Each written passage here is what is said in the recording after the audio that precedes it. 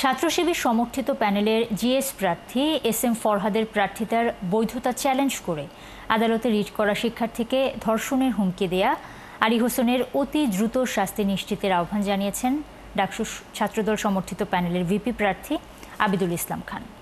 মঙ্গলবার শিবির কর্মীদের প্রকাশ্যে গণধর্ষণের হুমকির অভিযোগের প্রতিবাদে ঢাকা বিশ্ববিদ্যালয়ে বিক্ষোভ মিছিল করে ছাত্রদল।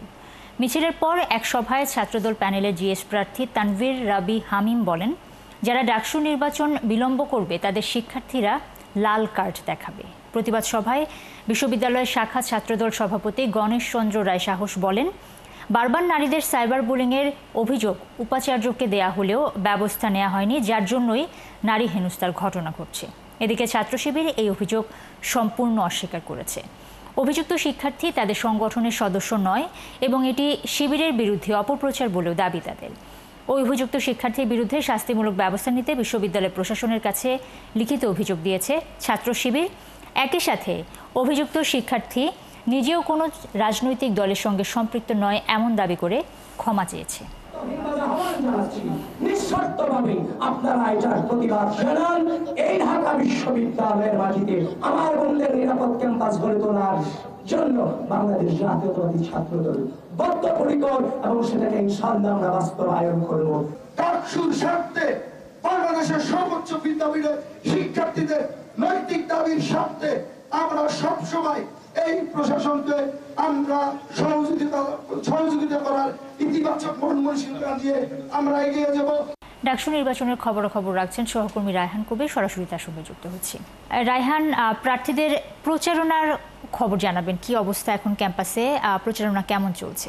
সকাল থেকেই প্রচারণা যেমন একদিকে চলছিল, তেমন আরেকদিকে আলী হোসেন কর্তৃক যে গণধর্ষণের হুমকি দেওয়া হয়েছিল, ছাত্র শিবিরের যে জিএস প্রার্থী রয়েছে তার রিটকারী যে ছিলেন তাকে যেমন গণধর্ষণের হুমকি দেওয়া হয়েছিল, সেই হুমকি নিয়ে বিভিন্ন রকম প্রতিক্রিয়া দেখিয়েছিল বিভিন্ন ছাত্র সংগঠনগুলো। তার মধ্যে ছাত্র দল দুপুরের দিকে তারা একটি বিক্ষোভ মিছিল করে। বিক্ষোভ মিছিল শেষে তারা ভিসির অফিসের সামনে কিছুক্ষণ কথা বলে। আমাদের সঙ্গে একজন প্রার্থী রয়েছে, আমরা আসলে তার কাছে জানতে চাবো যে বর্তমান যে এই যে সাইবার বুলিং নিয়ে বেশ ডাকসুর শুরু থেকে কথা হচ্ছে এবং প্রশাসন এখানটায় একটা চুপচাপ একটা ভূমিকা পালন করছে, এ নিয়ে আসলে তারা কি বলতে চাচ্ছেন? দেখুন, আমরা গণঅভ্যুত্থানের সময় থেকে দেখেছি যে আমাদের যারা গণঅভ্যুত্থানের নারী নেতৃত্ব রয়েছে তাদেরকে বিভিন্নভাবে সাইবার বুলিংয়ের মাধ্যমে, বিভিন্ন বাজে কমেন্টের মাধ্যমে, ফেক আইডি, বট আইডি দিয়ে বিভিন্নভাবে কমেন্ট করার মাধ্যমে কিন্তু আমাদের নারী নেতৃত্বদেরকে কোণঠাসা করে রাখার একটা অপচেষ্টা কিন্তু তারা চালিয়েছে এবং তাদের পতনের পরে, হাসিনা পতনের পরও কিন্তু এই চেষ্টা তারা চালিয়েছে। আমরা দেখেছি শুধুমাত্র রাজনৈতিকহীন স্বার্থ চরিতার্থ করার জন্য বিভিন্ন রাজনৈতিক সংগঠনগুলো, আওয়ামী লীগ ছাড়াও অন্যান্য রাজনৈতিক যে পরবর্তীতে বিভিন্ন সংগঠনগুলো, আওয়ামী লীগ তো সন্ত্রাসী সংগঠন, ছাত্রলীগের মতো করে সেই পন্থা অবলম্বন করে বিভিন্নজন রাজনৈতিকভাবে অন্যকে কোণঠাসা করে রাখার জন্য আমরা দেখেছি একই পথ অবলম্বন করেছে।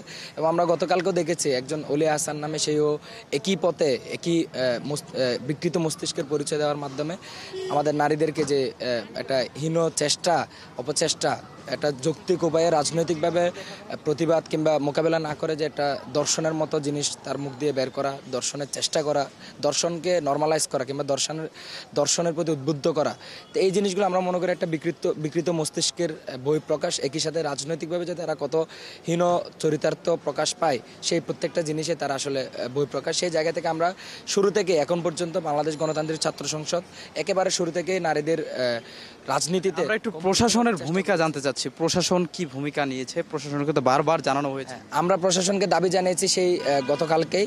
সেই জায়গা থেকে আমরা বলেছি যে যারা এই কাজের সাথে যুক্ত কিংবা তাকে যেই রাজনৈতিক দলিক বা কিংবা কোনো ব্যক্তি বা গোষ্ঠী যেই শেল্টার দিক না কেন, তাদেরকে শুদ্ধ জবাবদিহিতার আওতায় আনা হোক এবং যে এই কাজটি করেছে তাকে অবশ্যই বিচারের মুখোমুখি করা হোক।